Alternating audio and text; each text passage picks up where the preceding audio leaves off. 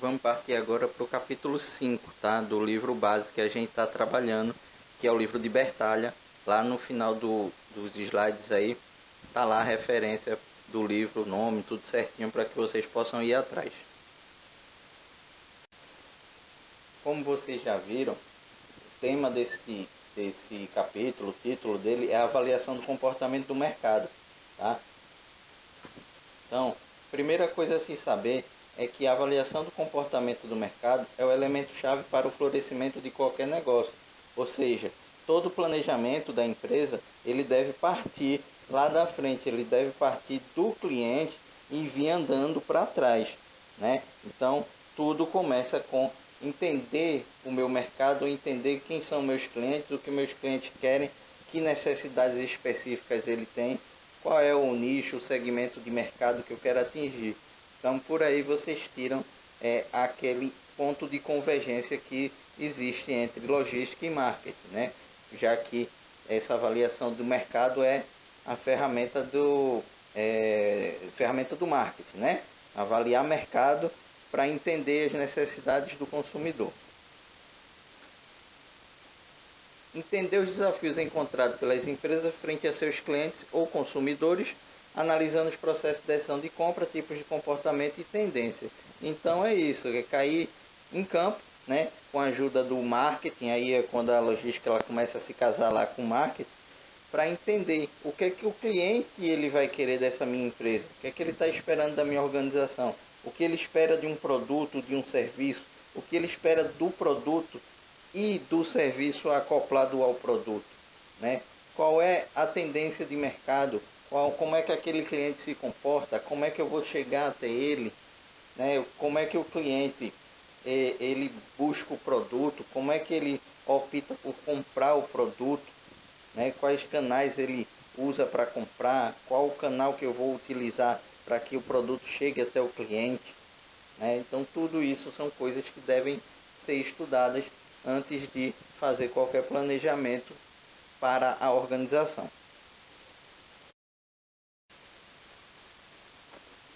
Continuando, então, qual a importância de quem compra, né? Qual a importância de quem vai adquirir aquele produto, que nem sempre é a mesma pessoa que vai consumir, né? Que vai fazer uso do produto e serviço, não é, pode não ser a mesma pessoa que comprou, né? Então, qual a importância de quem compra? O comportamento de compra ele é influenciado por alguns fatores, né? Principalmente 3 fatores.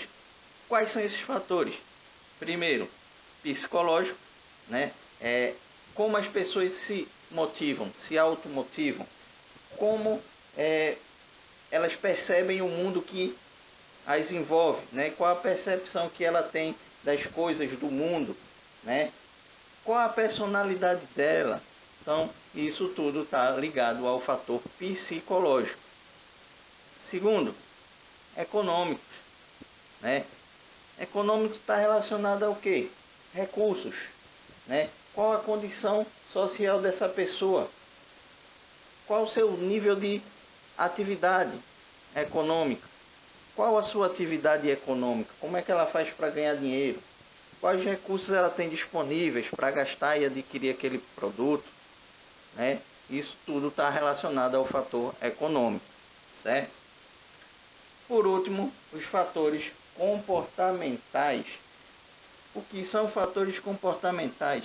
São aqueles relacionados a relacionamentos, né? Como ela se relaciona com o mundo, com as pessoas, né? Como ela se relaciona com familiares, amigos, que influência ela recebe dos grupos culturais aos quais ela faz parte, né? Igreja, de amigos, trabalho, né? Como ela se comporta diante disso, como ela se deixa levar por influências externas, tá? Então, esses 3 fatores são condicionantes para o meu comportamento de compra, né?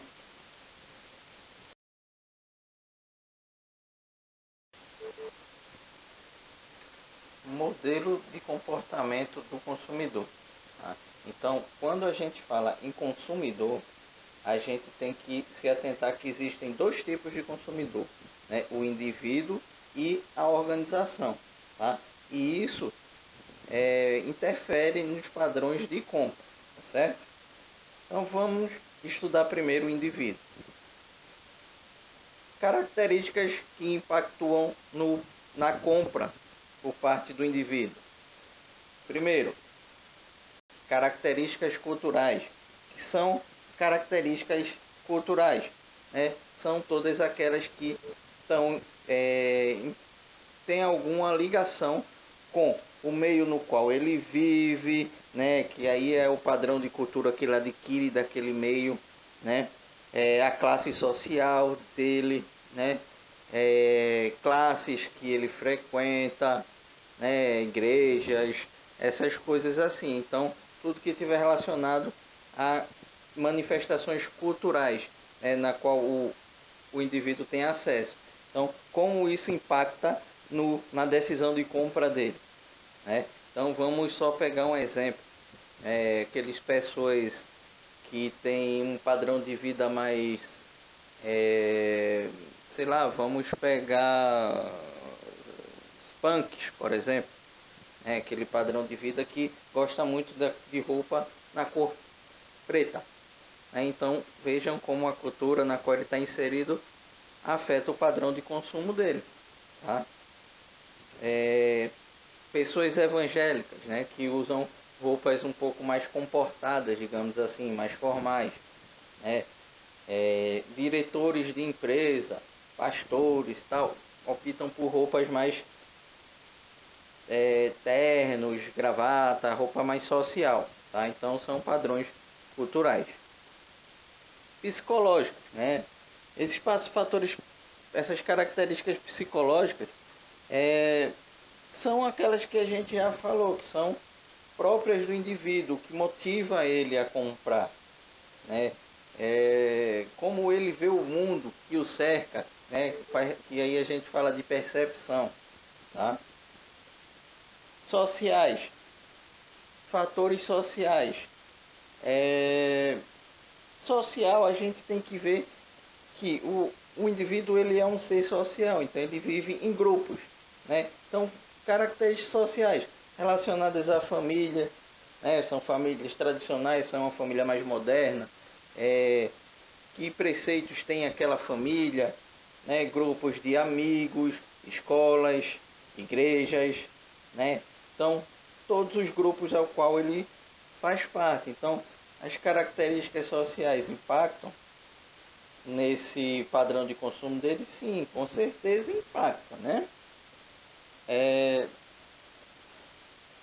Pessoais, né? Então, pessoais são características natas dele, né? Então, vamos entender idade, perspectiva que ele tem de viver, né? Ocupação, o estilo de vida que ele leva, se é vegetariano, se não é, né? Se gosta de academia, se não gosta. Que mais que a gente pode ver aí? Ocupação profissional, né? Então são coisas ligadas ao indivíduo em si, né? A pessoa, né? Ao que ela o que vem dela, né? O que ela gosta de fazer, o que ela pelo que ela se sente atraída, né? Então são características pessoais, tá?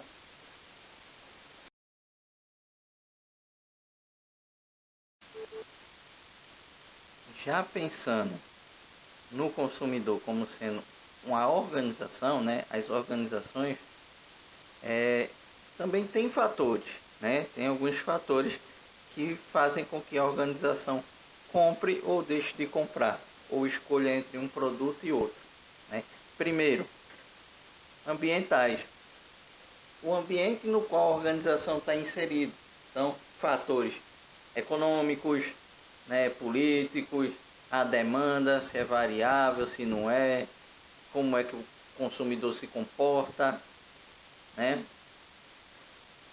Organizacionais, isso já é fatores dentro da empresa, ou seja, como é feita a estrutura de tomada de decisões, quem decide, quem não decide, como se dá a hierarquia de cargos, né? Então, toda a estrutura organizacional, incluindo sistemas, né, faz parte desse fator organizacional, tá? Fatores interpessoais. Então, esses fatores interpessoais estão relacionados à capacidade das pessoas se lidarem com os diversos grupos que existem dentro da empresa e até fora, né? Então, a capacidade do indivíduo lidar com grupos e dos grupos lidarem entre si, tá? Então, tudo isso interfere no padrão de consumo da organização, né? Por último, fatores individuais. Ora, dentro da organização tem uma pessoa que compra, né? Então, por mais profissional que ela seja, alguns fatores individuais fazem, né, com que levem ela a decidir entre um produto ou serviço e outro, entre uma empresa fornecedora e outra, né?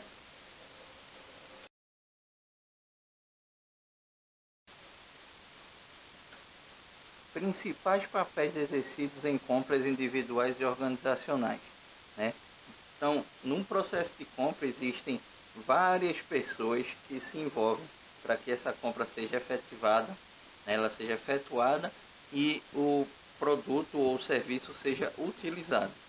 O primeiro é o agente gerador da ideia, é aquele que pensou primeiro no serviço que precisa, é aquele que sugeriu um determinado produto, tá? Então foi aquela pessoa que primeiro pensou na aquisição desse produto e ou serviço. Agente influenciador, né? Geralmente tem uma pessoa que você escuta quando quer comprar um determinado produto. Por exemplo, né? Vamos partir para uma compra individual. Então, em determinado momento você precisa adquirir um computador, mas você não tem tanto conhecimento de computação assim, de informática. Aí o que é que você faz? Você consulta aquele seu amigo que tem uma experiência, que trabalha com isso, que fez curso nessa área tal, e aí ele te sugere algumas marcas, alguns modelos, né, algumas características. Então ele influencia na tua decisão, tá? Isso também acontece dentro das organizações. Existe sempre uma pessoa que é especialista naquele produto ali e que você acaba escutando ela. O agente que toma a decisão, né? O cara, apesar dele influenciar, né, o cara deu a ideia do produto ou serviço, aí consultou uma pessoa, digamos, influente naquilo ali, que entende do negócio. Mas nem sempre esses dois tomam a decisão. Então vem um terceiro que toma a decisão se vai realmente comprar ou não, né? Então vamos lá, parte para dentro de uma empresa. Pode ser o dono da empresa. Ele pode dizer, não, esse produto aí não tem necessidade, né? Não vai influenciar em nada nos nossos processos. Isso aí é muito caro, a gente não tem dinheiro para comprar. Em casa, pode ser o provedor da casa, né? Às vezes pode ser que você não trabalhe, mas aí quem mantém a casa seja seu pai. Então ele quem diz se vai realmente comprar aquilo ou não, tá? O agente comprador, né? A decisão foi aprovada, vai comprar. Mas quem é que compra? Né? Dentro das empresas geralmente tem a função do comprador. Então é o comprador que vai chamar o fornecedor para conversar, que vai negociar, que vai acompanhar o pedido, tá? Em casa, né? Então no caso que a gente está dizendo aí do computador, né? Você alguém, né? Vamos supor que você está agora acompanhando as aulas nesse momento de forma à distância, né? Então vamos supor que os professores dê a ideia a você de dizer, ó, você precisa de um computador, né? Alguém diga para você, ó, celular talvez não ajude você a fazer suas atividades, o que você precisa é de um computador. Então vamos supor que o professor ele foi o gerador dessa ideia. Aí você, de posse dessa ideia, consulta um amigo seu, ou um parente, ou qualquer outra pessoa que entenda de informática e ele sugere o modelo, sugere as características que você precisa no computador para acessar essas aulas, né? Aí, diante disso, você vai até seu pai lá e diz, ó, tô precisando de um computador, o computador tem que ser esse aqui, porque eu falei já com fulano e esse aqui é o que tem o melhor custo-benefício. Seu pai autoriza a compra, então você vai até a loja comprar, né? Nesse momento não está podendo sair para comprar, você vai, entra numa loja virtual, no site, faz a compra do computador, tá? O agente usuário, então nem sempre quem compra é a mesma pessoa que usa, né? Vamos pensar dentro de uma empresa, vamos pensar dentro de uma empresa. Alguém, o comprador, ele compra a matéria-prima, mas não é ele que produz o produto, então não é ele que vai utilizar isso aí. Então vamos supor, quando eu comprava material de EPI, por exemplo, então o pessoal me pedia bota com biqueira. Biqueira, aí essa biqueira ela podia ser de PVC ou de aço, né? A de aço geralmente ela machucava mais do que a de PVC, embora ela protegesse mais também, né? Mas quando chegava no usuário, ele ia dizer se aquela bota foi adequada para o que ele precisa, se está incomodando muito ele, se a outra era melhor, né? Porque o comprador, que era eu não utilizava a bota, tá? E aí também, na hora de comprar, eu tinha que ter todos esses outros agentes lá em cima. Por exemplo, no agente influenciador, né? Uma pessoa me pediu uma bota com biqueira. Então, se o cara é eletricista, eu não posso comprar uma bota com biqueira de aço, né? Porque, como todo mundo sabe, né? O aço ele conduz a eletricidade, o cara vai morrer, tá? Então, teria que ser uma bota com biqueira de PVC nesse caso. Então, a gente tem que passar por esses processos aí. No caso do computador, né? Vamos só substituir esse agente comprador, por exemplo. O agente que tomou a decisão foi seu pai, que disse que poderia comprar, mas dá a ordem para que sua mãe compre, né? Então, o agente comprador seria sua mãe, o agente usuário seria você, porque ela está comprando para que você faça uso, tá? O agente aprovador, né? Geralmente dentro da empresa tem uma pessoa que ela não participa desses outros processos, né? Não foi ela que deu a ideia, ela não influencia no processo de compra, ela não decide nada, mas ela faz o teste para saber se aquele produto é o adequado, né? Então ele aprova a compra. O agente controlador, né? Esse agente controlador, ele só basicamente ele controla o fluxo de informação, né? Desde que foi gerada a ideia até o material ser aprovado, ele fica só acompanhando lá as informações, informações de nota fiscal, de pagamento, de negociação. Então, o agente controlador ele só faz o controle do fluxo de informação. Nem todos esses agentes vão necessariamente existir, né? Pode ser que uma empresa tire algum desses agentes aí, assim como também dentro de casa, né, no âmbito da compra individual, pode ser que alguns agentes desses não faça sentido e que talvez seja só uma pessoa só que faça tudo isso, né? Isso pode acontecer tanto no âmbito individual como no âmbito organizacional. Mas didaticamente, esses são os principais agentes, né, que influenciam, que exercem alguma influência no processo de compras, tá? Tanto individual como organizacional.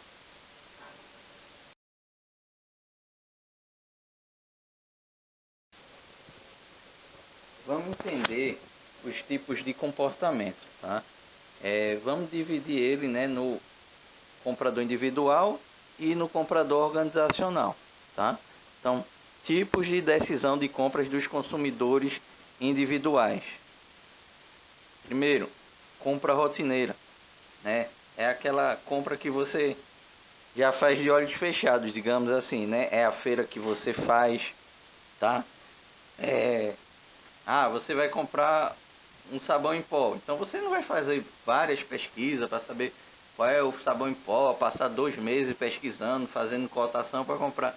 Não, geralmente você vai no supermercado, compra lá o sabão em pó da sua preferência, né?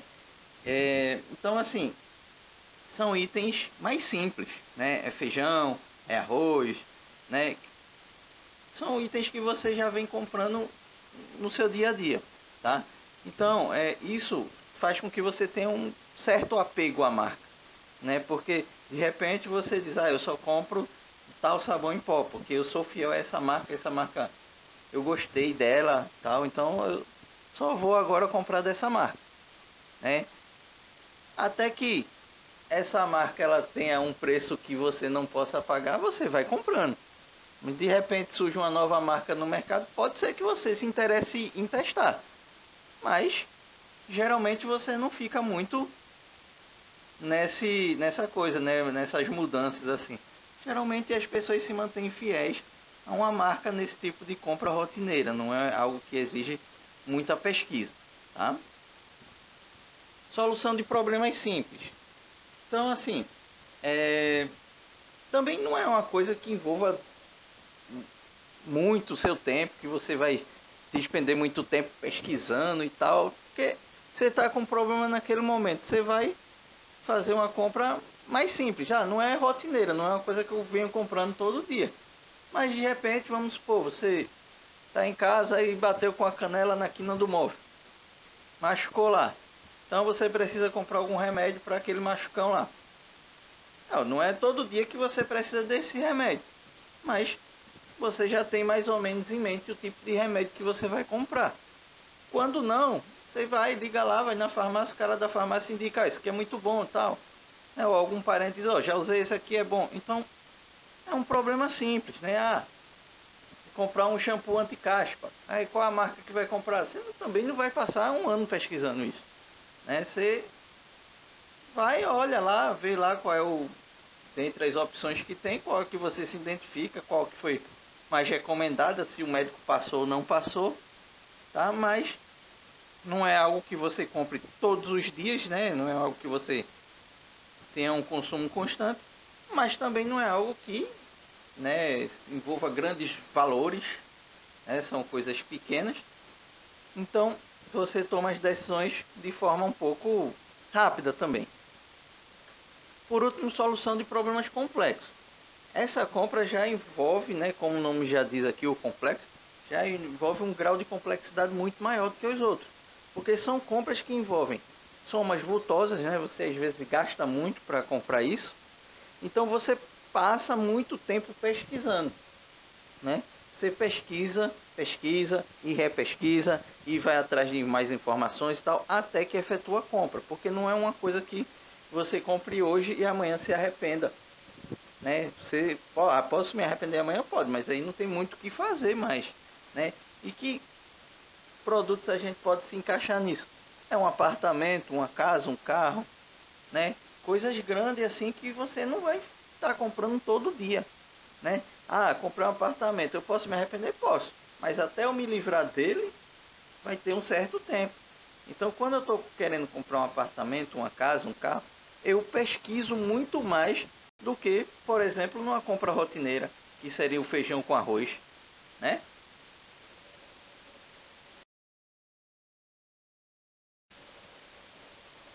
Já por parte das organizações, né, vamos ver quais são os tipos de decisão de compras dessas organizações.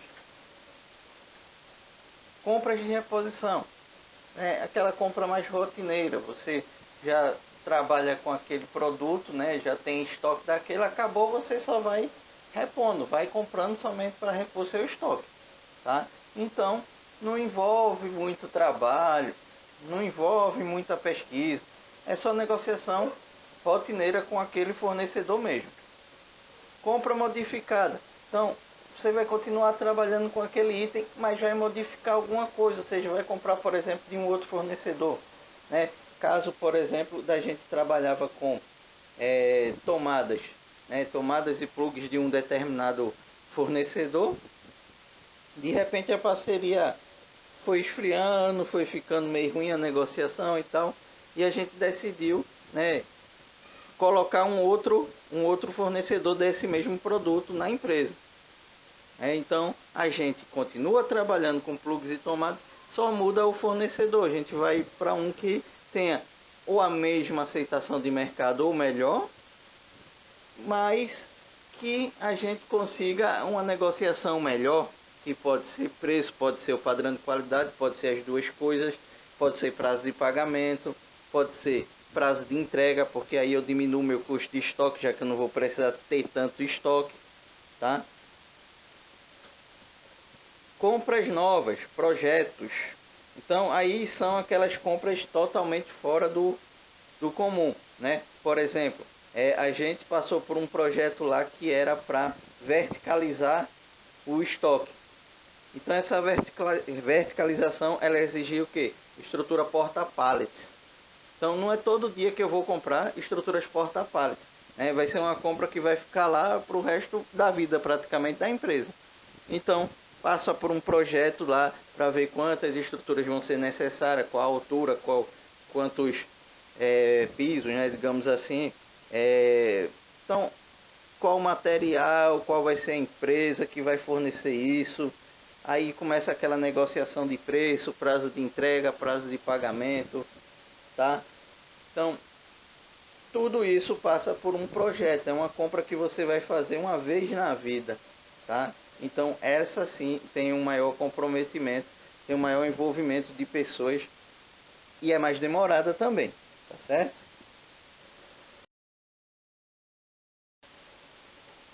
Vendo agora os processos de decisão de compras, tá? Esses processos eles podem variar, eles podem ter todas essas etapas, pode ter algum a mais, pode ter algum a menos, pode. Então isso é relativo.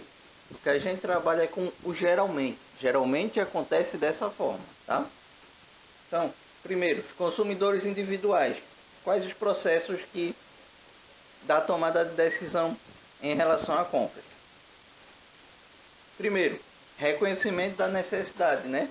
É quando se percebe que precisa de um determinado produto ou serviço, né? Então ele reconhece essa necessidade e vai a campo para sanar essa necessidade.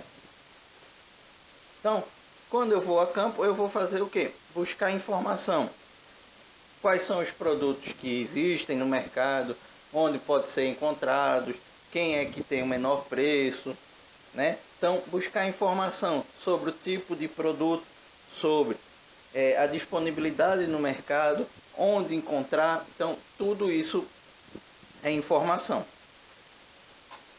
Então, diante das alternativas que eu encontrei depois que eu me informei, me inteirei do produto, eu tenho algumas alternativas, né? E inclusive entre comprar e não comprar também é uma alternativa. Mas quando eu decido comprar, quais alternativas que eu tenho no mercado para adquirir esse produto ou serviço? Então, analisei as alternativas e, enfim, cheguei na decisão de compra. Então, decidi que vou comprar realmente, a quem comprar e como comprar. Então, vou lá, efetivo a compra, tá? Isso é a decisão de compra.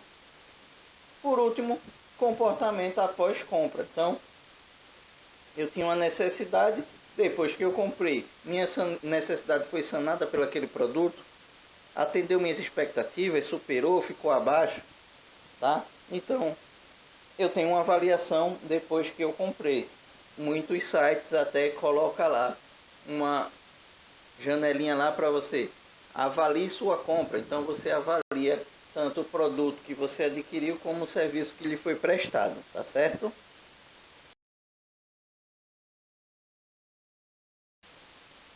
No âmbito organizacional, esse processo ele já é um pouco mais longo, mais moroso, mais burocrático, né? Então, consumidores organizacionais, processos que envolvem a tomada de decisão de compras. Primeiro, identificação do problema. É a mesma coisa lá no individual, que é identificar a necessidade. Então, eu tenho um problema e eu tenho que sanar aquele problema, né? Então, é a mesma coisa de ter uma necessidade. Segundo, descrição do requerimento ou necessidade. Então, vamos supor, departamento de produção identificou um determinado problema, ele tem que fazer um requerimento, né, onde ele vai descrever a necessidade de compra, né? Necessidade por um determinado produto ou serviço. E esse requerimento ele é passado à frente para as pessoas que vão efetivamente sanar o problema, ou no mínimo comprar o produto ou contratar o serviço. Então, descrevi, então vamos supor, o operador lá está na máquina, na linha de produção lá. Então ele identificou que existe um problema na máquina. Aí ele passa para cima, ele passa para o chefe. Então o chefe vai e descreve, né, no requerimento a necessidade, porque diante daquele problema ele gera uma necessidade.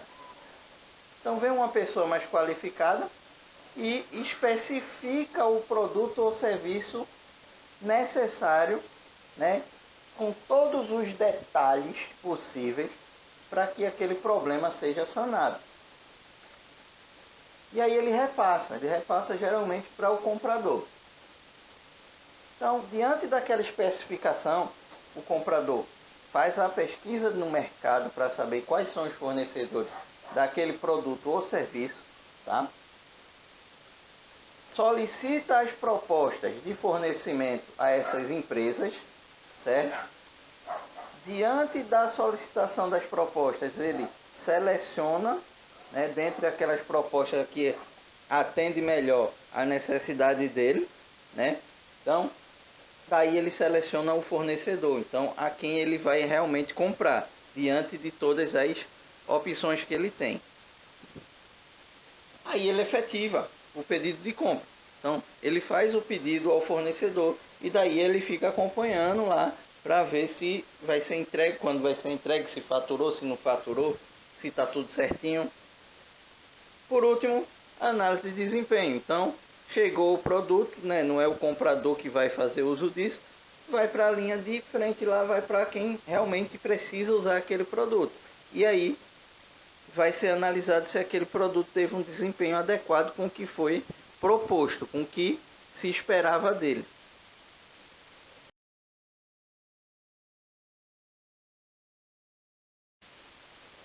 Como já foi dito, né, todo planejamento, e o planejamento logístico não é uma exceção, ele deve partir do cliente para trás, né? Então, quais impactos da demanda na cadeia de abastecimento? Existem 4 tipos de conhecimento que minha empresa deve possuir. Primeiro, conhecimento do mercado no qual atua, né? Pesquisar como é que anda esse mercado, se tem opções, oportunidades de mercado, né? Fazer aquela análise SWOT, né? Então, isso é um dos conhecimentos precisos para a minha empresa. Também conhecimento sobre a concorrência, o que a concorrência está fazendo, né? Lembro que uma vez trabalhando numa determinada empresa, foi me solicitado que fizesse uma pesquisa para saber como é que o concorrente estava trabalhando com aquele tipo de material que a gente trabalhava, né? Então conhecer quem são os concorrentes, o que eles estão fazendo, qual o diferencial competitivo, né? Porque realmente o mercado é uma guerra. Conhecimento dos clientes. Então, se eu não souber quem são meus clientes e quais necessidades deles, não faz sentido minha empresa existir, tá? Então, tenho que conhecer quem são meus clientes para que possa atender as necessidades deles da melhor forma possível. E do negócio, eu tenho que fazer ter um conhecimento do que é minha empresa, da estrutura que eu tenho, da minha força, das minhas limitações, do que eu posso melhorar. Tá certo?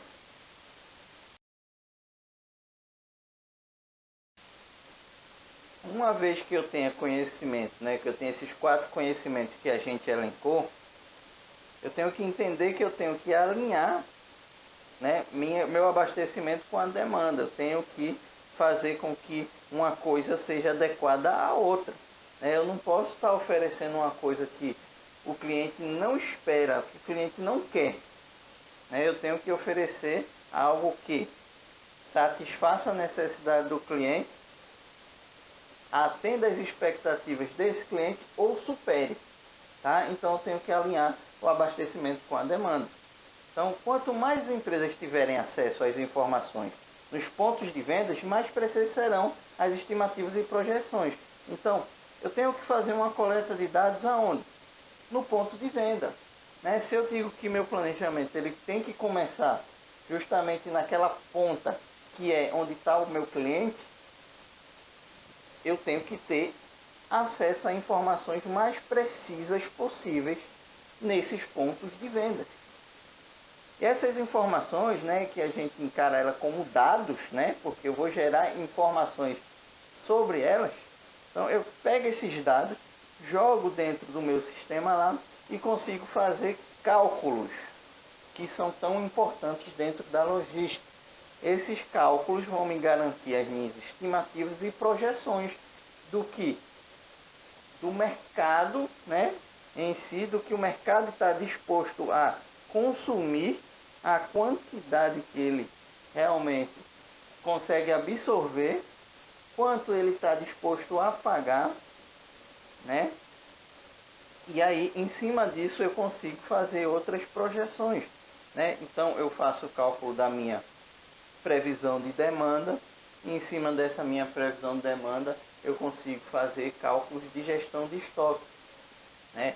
Posso calcular, por exemplo, meu estoque de segurança, posso calcular meu estoque médio, né? Posso calcular meus custos de estoque, tá certo? Eu posso fazer uma classificação ABC dos meus produtos, tá? São todas essas coisas que já foram até ensinadas em outras videoaulas, tá certo? Prosseguindo, né, planejamento da demanda, né? Em ambientes de alta instabilidade, sejam elas globais ou locais, quanto melhor for o nível de correlação entre a demanda e o abastecimento, melhores serão os lucros. Ou seja, eu não posso deixar estoque parado, eu não posso ter estoque em excesso, eu não posso me dar esse luxo, porque meus custos eles sobem muito. Se meus custos sobem muito, logicamente meus lucros tendem a cair, tá? Mas também eu não posso ter estoque de menos a ponto de deixar faltar, tá? Então, minha produção ela não pode parar, meus clientes não podem sentir falta, mas eu também não posso ter estoque em excesso. Então, para que isso aconteça, né, eu preciso de informação. Informação de demanda. Então, quanto mais precisas for a minha previsão de demanda, quanto mais precisa essa minha previsão de demanda, melhor vai ser minha gestão de estoque, porque eu vou conseguir casar uma coisa com a outra, tá? Isso é uma das coisas que a gente até falou. A informação, nesse caso, ela é mais do que necessária para evitar o efeito bullwhip. O que é esse efeito? O famoso efeito chicote que a gente conhece, onde pequenas alterações na demanda, pela falta de informação, acaba gerando vários pontos de estoque ao longo da cadeia de abastecimento, e esses estoques aumentados não correspondem ao aumento da demanda, ou seja, vai ter estoque de mais e demanda de menos, porque houve uma alteração na demanda pequena e ele saiu repercutindo pelo canal da cadeia de abastecimento, pela falta de uma informação precisa para saber que aquela informação ali que aquele aumento da demanda era pontual, tá? E que não ia se perpetuar, e que aquilo não era uma nova tendência de mercado, e que eu não precisaria aumentar meus pulmões, ou seja, aumentar meu estoque ao longo do canal da cadeia de abastecimento, tá certo? Sobre o efeito bullwhip, né, ou o efeito chicote, a gente até fez alguma atividade sobre isso. Eu deixei isso como uma pesquisa para vocês fazerem, até deixei um um videozinho para vocês assistirem. Então acho que a gente já não tem grandes dificuldades em relação a isso. Acho que isso não cabe me ater mais numa explicação mais demorada, porque são coisas que vocês já viram, tá? Então, seguindo, gestão da demanda. Ligação entre o mundo interno da organização e os acontecimentos e variáveis do mercado, tá? Então, veja, a organização é um mundinho fechado, mas esse mundo não pode ser tão fechado assim. Por quê? Porque ele sofre influência do meio no qual ele está inserido. Então, esse mundinho ele tem que ter pontos de abertura para que se conecte com o meio no qual está inserido, tá? Então, existe uma ligação entre o mundo interno da organização e os acontecimentos e variáveis que estão acontecendo o tempo todo no mercado. Exemplo, né? Depois dessa pandemia aí, o mercado ele está louco. Então, tudo isso impacta nesse mundo interno da organização. Seja no trabalho à distância que está sendo feito, né? O home office, seja na liberação de algumas atividades que são essenciais, como o caso dos supermercados, tá? Mas houve um grande impacto do mundo interno nas organizações, que passaram a mudar seus protocolos internos, tá?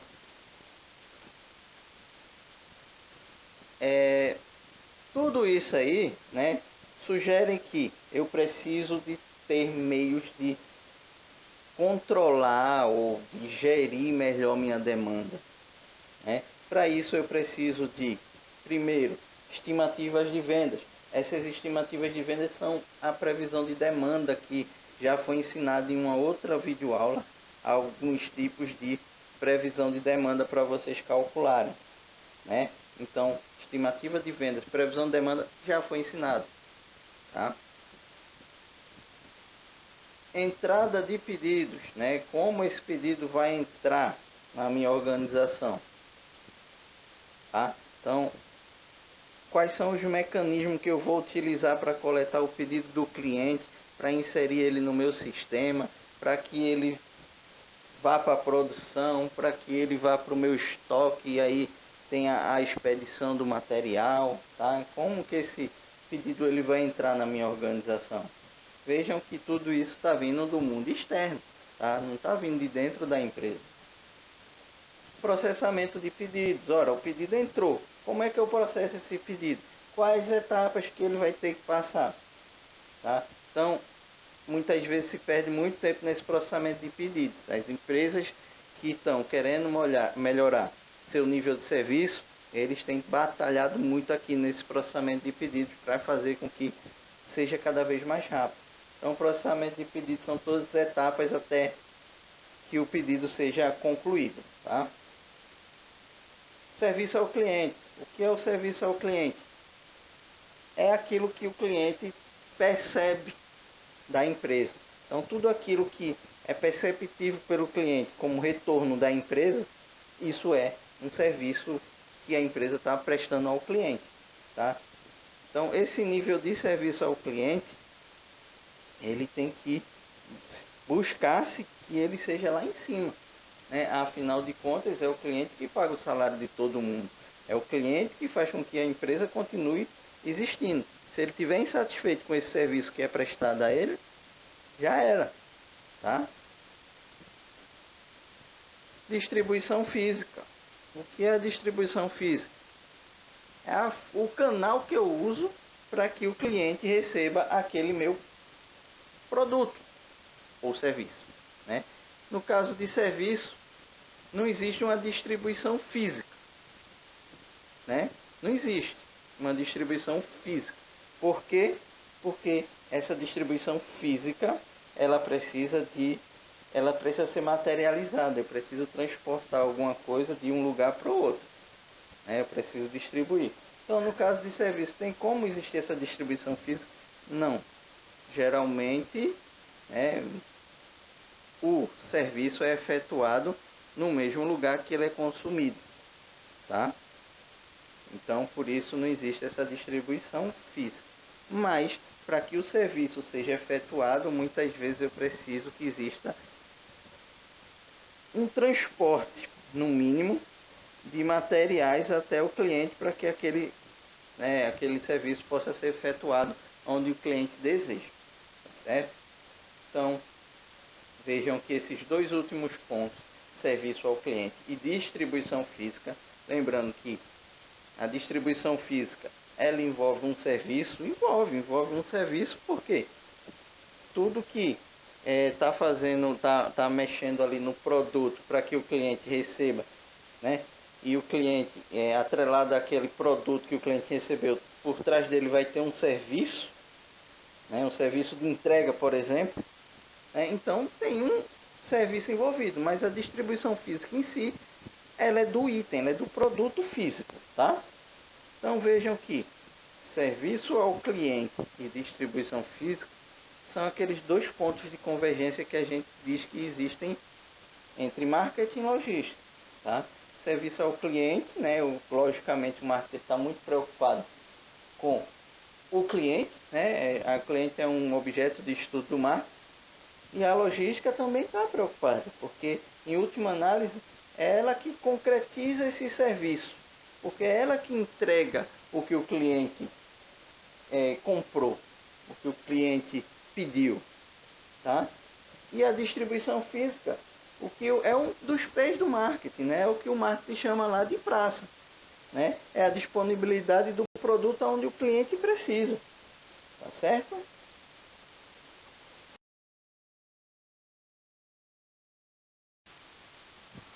Só finalizando o assunto desse capítulo 5, é a administração da demanda. A eficiência do processo e a inovação devem caminhar juntas. Então, não adianta inovar por inovar. Inovar, ela tem um custo. Então, esse custo tem que ser um investimento. Eu tenho que ter um retorno sobre isso. Se inovar e não trouxer melhoria ao meu processo, o que é que eu fiz? Tá? Então, eu tenho que buscar eficiência através da inovação. Não é só inovar por inovar porque está todo mundo fazendo porque é bonitinho, tá? Tenho que me ater à eficiência do processo. E aí vocês lembram o que é eficiência, né? Que é a questão de fazer mais com menos, né? Então, isso também é assunto que já foi trabalhado e que vocês devem ter bastante recordação de tanto que foi falado. Uma vez finalizada a aula, né?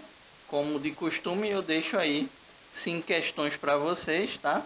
São esses dois, né? E essas questões foram tiradas do livro de Bertalha lá no final do capítulo 5, tá? Também as referências. Qual é o livro que a gente vem trabalhando? Novamente deixo aí nas referências para vocês.